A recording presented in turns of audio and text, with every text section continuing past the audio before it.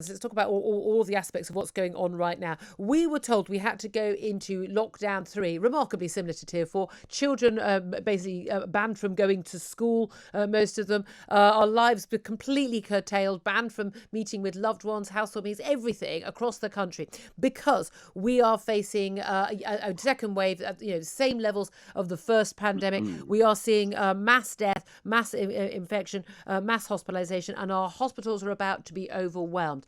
Do you think it was the right decision to go into lockdown? Has anything that's happened this week suggested to you that actually you were wrong to oppose the lockdown?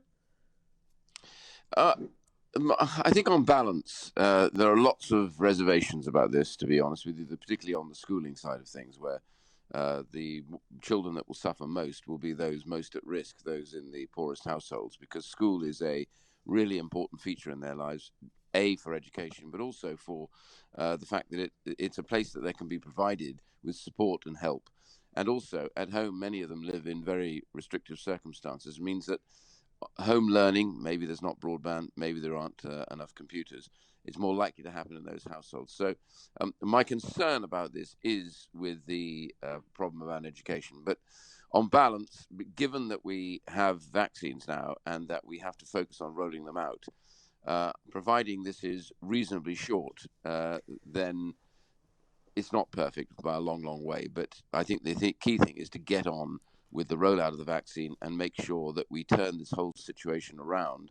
And so for the very last time we ever lock down, this is it.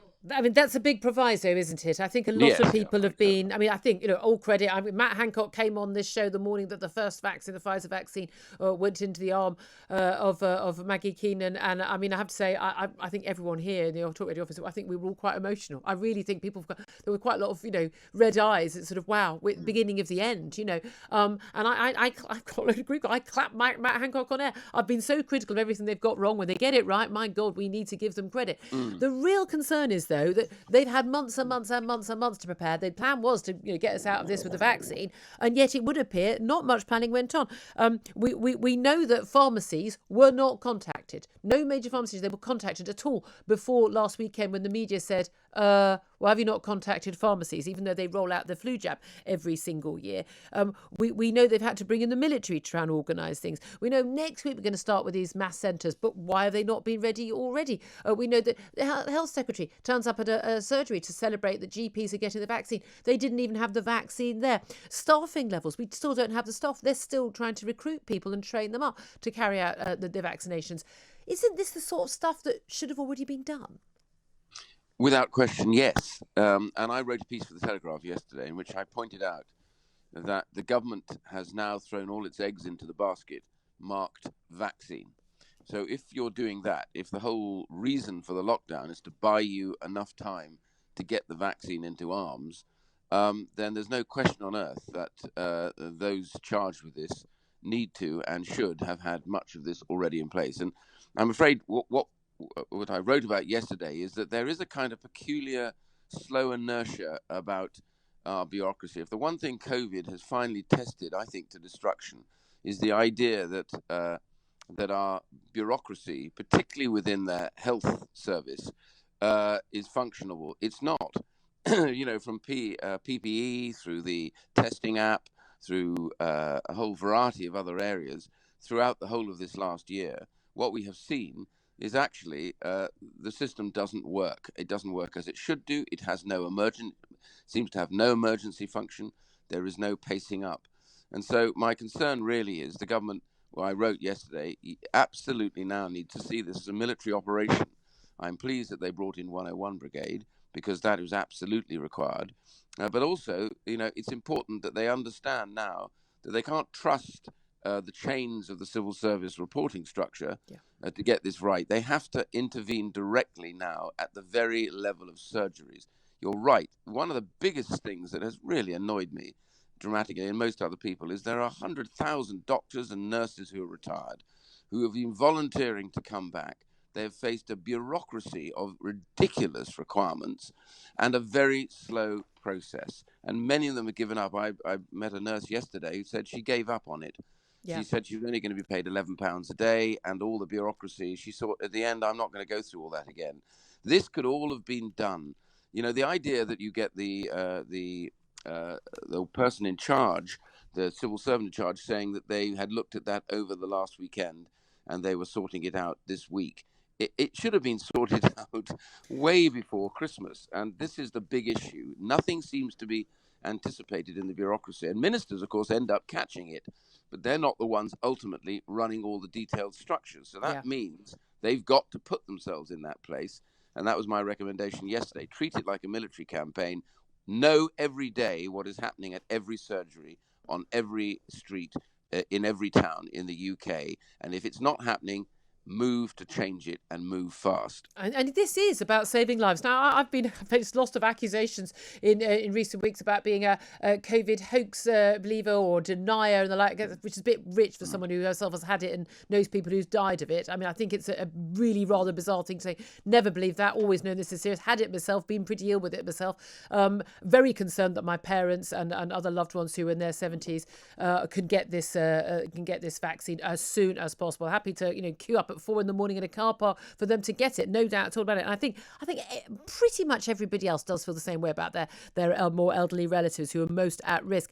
There is though still, as you say, a lot of concern that this lockdown is about, it's just about, look, one last push, as you say, until we can get this vaccine out. But again, if the vaccine doesn't get pushed out at the rate it needs to be pushed out, we will be here forever. That is the concern. What about your concerns that there's no doubt at all that we saw a huge death rate back in the spring. Very, very alarming. Massively, I supported the first lockdown because the stated aims of preventing the NHS being overwhelmed and people not getting care. In recent months, in recent weeks, we've been told that we are in a second wave and that we are facing pretty much the same sort of territory again, and then even a third wave again. There have been lots of predictions, lots of example scenarios which have simply not been proven to be reached, but have been nowhere near close to where we have been. Now, there is a difference in what's happening in the last week. London hospitals it has been said, NHS England reported to the Health Service General, they believe that by mid-January they will be overwhelmed. They're cancelling all elective surgery and the like, and that they are overwhelmed, particularly in their ICUs. Now, particularly deterioration in the situation in the last week is what a lot of people are saying. People who've been very sceptical of lockdown still don't think lockdown may be justified or not. Are you concerned? Now, the lines in terms of infection rate, we're not seeing anything like it in other parts of the country at the current time. It's only in London. It does look from the Zoe app, which has been very good at predicting what's going on, that actually infections already peaked at the end of December, and therefore we are going to be coming out of this, but not before an awful lot more people are in hospital with COVID. Are you concerned that actually a lot of preparation, given that we've been given all these warnings and things like the Nightingale Hospital at the Excel Centre have been dismantled, that actually the NHS hasn't prepared for the disaster which they themselves said was going to happen? Well, first of all, the problem we face this time around is that the new variant is more infectious. There's very good evidence now about that. And that therefore means that the speed of transmission is much higher than it was at the beginning of the year.